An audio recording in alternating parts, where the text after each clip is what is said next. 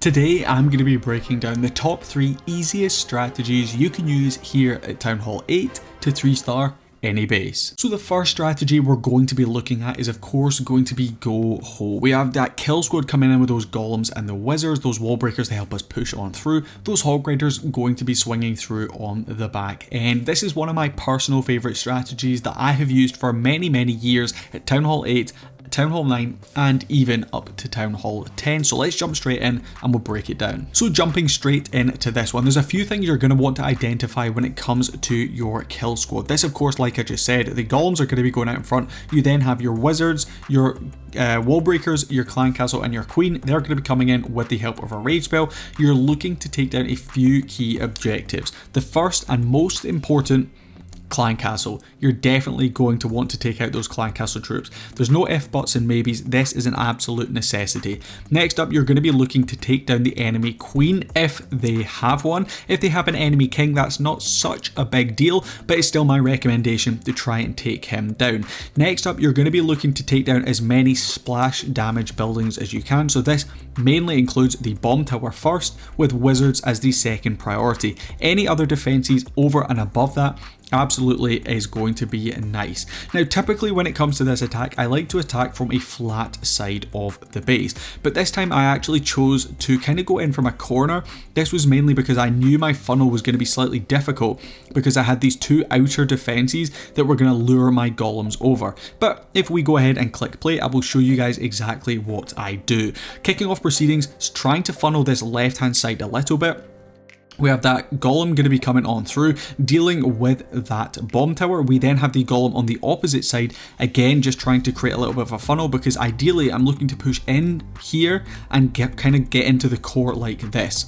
Breaking open this wizard tower compartment here hopefully will allow my troops to go in there and deal with that. We're sprinkling in our wizards in behind our main portion of the attack here, and of course, like I said, you're looking mainly to get your queen, a few wizards, your P.E.K.K.A into the middle of the base. This is to take down the clan castle.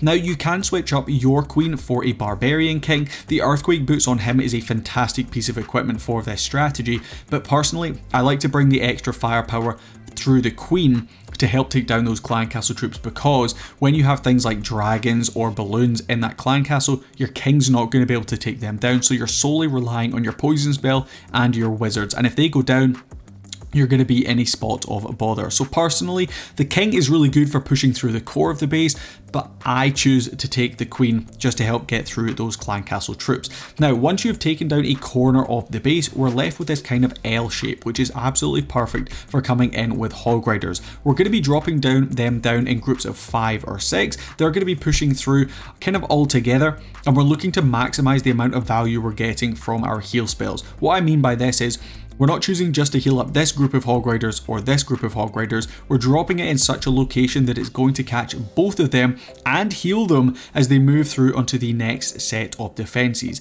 Now be careful when it comes to giant bombs, because they of course can cause a lot of trouble, especially double giant bombs. So keep an eye out for them. Try to heal where you think there is going to be giant bombs. For me, I knew there was going to be one somewhere in the core of the base, so I was kind of holding on to that last heal spell for as long as I could. Yes, I lost quite a lot of hog riders along the way, but it ended up not being too much of a problem. These kind of anti-3 style bases like we have here are absolutely littered with those spring traps. You can see they have the walls set up just like this and this, just to make sure those hog riders actually go through those wall sections and get sprung away. So we end up actually not having any hog riders on the back end, but the MVP of this one, yeah, that P.E.K.K.A coming out of the clan castle is so exceptionally strong. We end up swagging that queen ability as well, and this one does finish up a 3-star.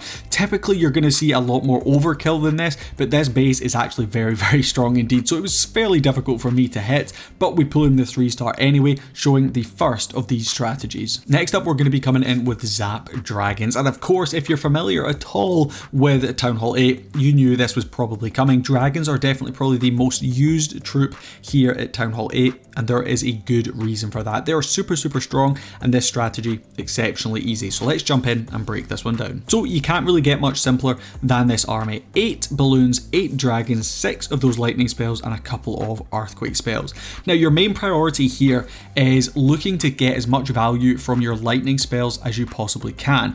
We actually don't end up needing that second earthquake spell in this one. We potentially could have switched out in this base, and that is because our level 4 earthquake spell will actually reach both of these air defenses. If we weren't able to reach both of those, we would of course need 1 earthquake spell and 3 lightning spells each, but because we can reach both of them, it's not going to be a problem for us here. We potentially could have brought in a poison spell just to help us get through those clan castle troops, but we end up just using that extra rage spell, extra earthquake spell, just to get a little bit more damage in the core.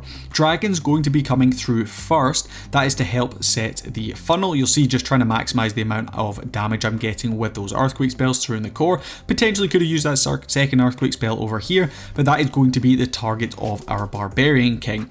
You can also use your archer queen in this particular case, because of course she can shoot over walls to snipe off that third air defense, but for me I knew the earthquake boots would allow me to get into that compartment, and he of course with the rage gem on him going to be able to get a little bit more value, helping just to create the funnel on that left hand side with a couple of balloons, and he will be able to push in there and deal with that third and final air defense. Now we're not just going to spam all of our dragons into the core. We of course are going to use a couple just to help funnel up one side, but the majority of them we do want to push into the core. Obviously, we're going to be going opposite to sweeper side, because that sweeper is really the only defense that could potentially cause us any trouble. Now we're going to be bringing in our clan castle troops, which of course is going to be that dragon rider. That's going to be coming out in front of the rest of our balloons, which are going to be pushing through, trying to deal with some of these remaining archer towers and wizard towers, which realistically here are one of the only things that could potentially cause us any trouble. But honestly, this strategy is pretty fail-safe. You're hardly ever going to fail with it. That's because you're taking down those key defenses, which are of course those air defenses. The enemy archer queen potentially could be a little bit of a problematic thing to deal with, but you have so many dragons on the back end of these attacks that it's really not going to be too much of a problem. That Dragon Rider is going to be able to get lots of value as well. Of course, it's a defense targeting troops, and when you combine it with your balloons, it's going to be able to get out in front of them, honestly act a bit like a lava hound, and tank for those balloons as they go through and snipe off defense after defense. So you'll see from this one just how strong this strategy is. We still have 1, 2, 3, 4, 5, 6 of our 8 dragons left up in this one, a whole heap of balloons. Our Dragon Rider's still in there as well, and it's absolutely crushed. If you want the absolute easiest strategy at Townhall 8, it's definitely going to be this one. All you have to do, get out those air defenses, and then you're going to be 3-starring the base every single time. But we do of course have one more strategy. Let's jump in and break it down. And for the last strategy, it is of course that all-time most popular strategy, GoWiPe. This is a real classic down here at Townhall 8, and it's still exceptionally powerful. It's very simple to use, so let's jump in. The first thing we're going to be doing here is creating a little bit of a funnel. This does of course involve our golems. So you'll see we're going to be using golems on opposite sides here, always trying to attack into a flat side of the base. We're using a golem followed by a P.E.K.K.A, golem followed by a P.E.K.K.A. We're then going to have some wizards coming on through behind, with the remaining golems, with the remaining P.E.K.K.A, sorry, one from our army and one from our clan castle, alongside our king, all pushing through into the core of this flat side, if that makes sense. So we've cleaned out this corner, the rest of our troops pushing into this compartment and then through into the core. Now you're going to want to use that first rage spell fairly quickly on in this base. We want to try and maximize the amount of damage we're doing, and we want to get through those clan castle troops as quickly as we possibly can before they're allowed to do too much damage and take down too many of our wizards. Poison spell of course going to be coming in very helpful indeed right there. If you notice your troops start to take quite a lot of damage, that's of course the time to go ahead and use the heal spell. Last of those rage spells is going to go down as we progress through into the core of this one. Earthquake boots are absolutely a necessity in this attack, but don't worry if you only have them at level 1. That's all that you need them to be. You'll see we opened up every single compartment here in the core with the help of the earthquake boots on the king, and this one complete overkill. We still have all of our P.E.K.K.As still alive, I believe.